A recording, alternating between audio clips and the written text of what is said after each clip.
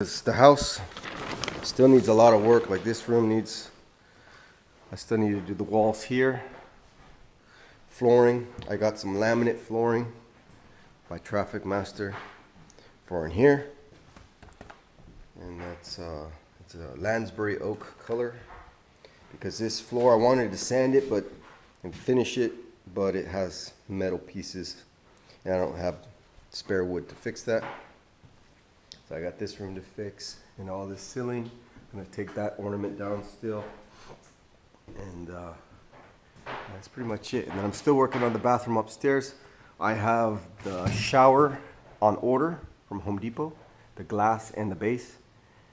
And I'm still looking for a vanity. I still need a vanity up there, 48 inches. And then I'll be able to work on that. And then I'll patch this up at the very end. Oh, and here's the floor that I got for the upstairs bathroom. It's a bamboo. It's engineered click bamboo flooring. So it's a bamboo engineered hardwood.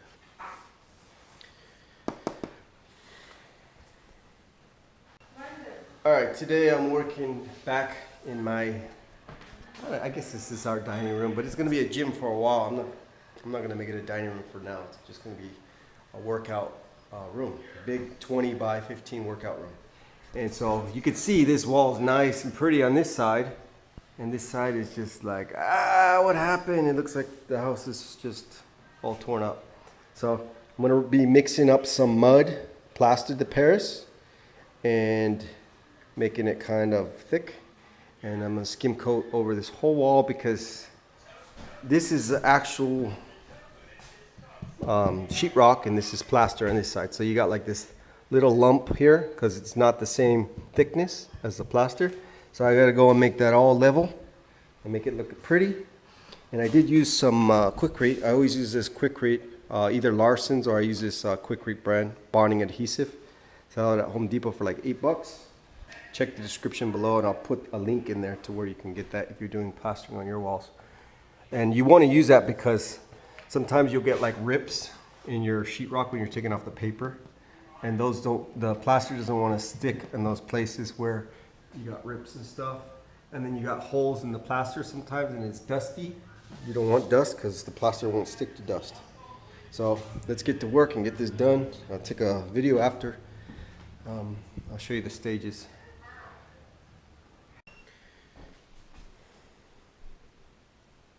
All right, skim coated it one time.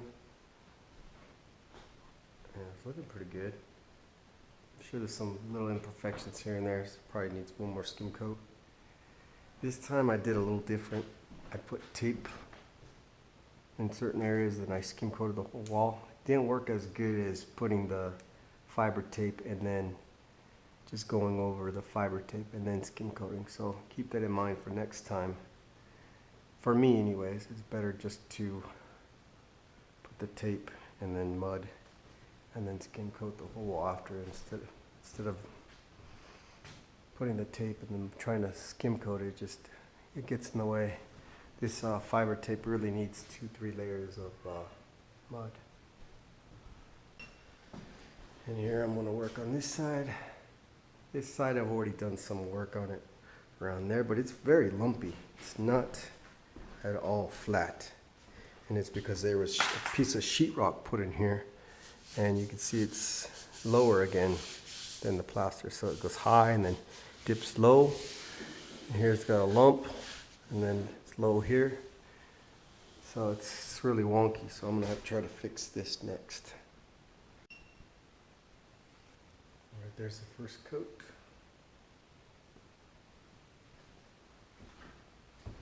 And it's getting a little more level. Still can feel a little hump here. Little high spot just right here and right there. I gotta fill it in a little more.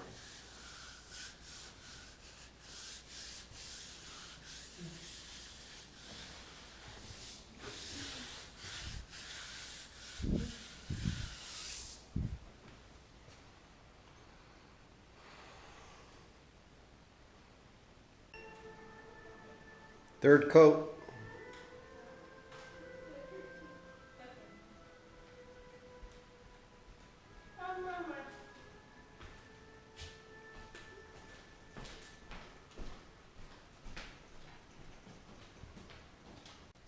Another night of work done. It's a nice skim coat everywhere. So, you look at the before video. Look at this now, it's a big difference. Still not perfect, but it's a heck of a big difference. And the wall's starting to look solid, flat, in one piece. Now all ripply and cracked. Pretty much like this. Look at that up there. And in the next videos I'll show how it looks afterwards. Alright, back to this room over here, and you can see up there the ornament is gone finally. Knocked it down the other day. There's all the pieces that I knocked down. Very thick plaster. This is probably 150 years old. So that's how old this house is. You can see how much, it's 2 inches of thick plaster right there. So now I'm gonna go and measure out where the electrical is, because I want the electrical centered, because when we put a new one, it's gonna be centered into this room. So I'm gonna go and measure that and move that electrical over probably a foot or whatever it is to get it centered. Also, I believe this is centered to the widest part of the wall on both sides, but I'm centering it to this sliding doors. The center of the sliding doors where I want it to be centered. All right, so still working here. I got a new little box, junction box for this. And it's the kind that, you know, has a little flapper. When you tighten it down, the little flapper opens up. So it actually will work on lath and plaster, but just barely. Yeah, so that's all good. Now I can go and put some Structilite here and some plaster. And then I also picked up one of these. We're probably not going to put a ceiling fan here, but just in case in the future that I do, because I think we're putting chandelier, just in case I put a fan in the future, I bought this ceiling fan support box and brace kit. These are only $8 at Home Depot. It's only 1.5 inch deep. They do have 4 inch, but they're, I think, twice the cost to have them deeper. So I just got this one, and it's really easy. It's, you know, it's got some little tack nails on it. Yeah, see the tack nails. So all you have to do is put it up there and hit it with a hammer, and it'll kind of stay in place. And you put it in between the studs. So here we go. I took off a couple pieces of lath here, and you can see I think this is 16 on center. So these things will get pushed in there just like that. You hit them in place just like that, right there. Yeah, this beats having to put a piece of 2x4 in there and then put just a regular one up there, which you can do that too, but I figured just in case in the future we use a ceiling fan. And I was only off 9 inches. These walls are 14 wide here, and then I think it's a foot or so longer on this side. But I'm trying to line up this smaller side of the walls. So this was just 9 inches off, 8.5. So I'm gonna be going somewhere right around here. And so yeah, that's where it's gonna go, just about like that. All right, so I ended up installing the ceiling fan support box with the brace kit. Pretty easy. It has little spikes in it that you hammer in, and it's adjustable widthwise. And you just put the screws in the holes into the studs. Pretty simple. And this is how it looks. I already got the lath up here ready to plaster. I got the cover plate on just for the time being. I did angle it down. It's supposed to be, you're supposed to have this flush with your ceiling, so I had to drop it down like 1 inch and then just use the top screws on top, not the bottom ones. That should be enough. And then actually where the tacks, there's a hole where the tacks were, I just put little sheetrock screws. So there's actually 4 screws on both sides. And then I just went and put my laths this way, and then so I can put them this way as well. And that's how you get the laths in there with that brace in the way.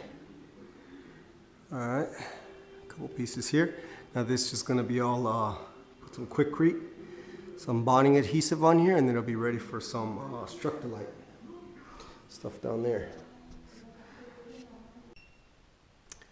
I just finished our base coat on the plaster.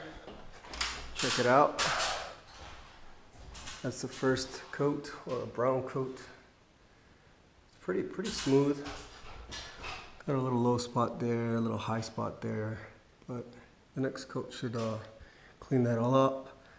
This thing is nice and low, so it's not too high. I can get this screw open.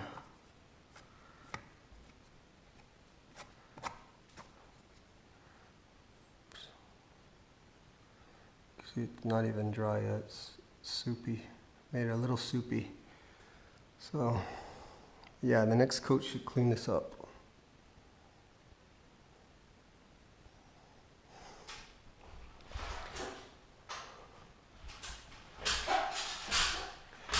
And then I still gotta put some mesh tape on all my cracks, and then, you know, go over the cracks with some plaster as well. I'll do that next after this is dry. And then hit that up with one more coat of plaster. That time I'll use the Easy Sand plaster instead of the Structolite. And then hopefully, I had a little spot here too that I did. And it's not dry yet. Hopefully, I'll be done soon, because this room seems like it's been taking me forever. I guess I'm not really a fan of plastering too much, because it's a lot of hard work and it takes a lot of time. And it's really repetitive, over and over and over. You got to go and put your coats on. It's kind of like doing body filler when you put body filler on over and over, but this is like 10 times worse.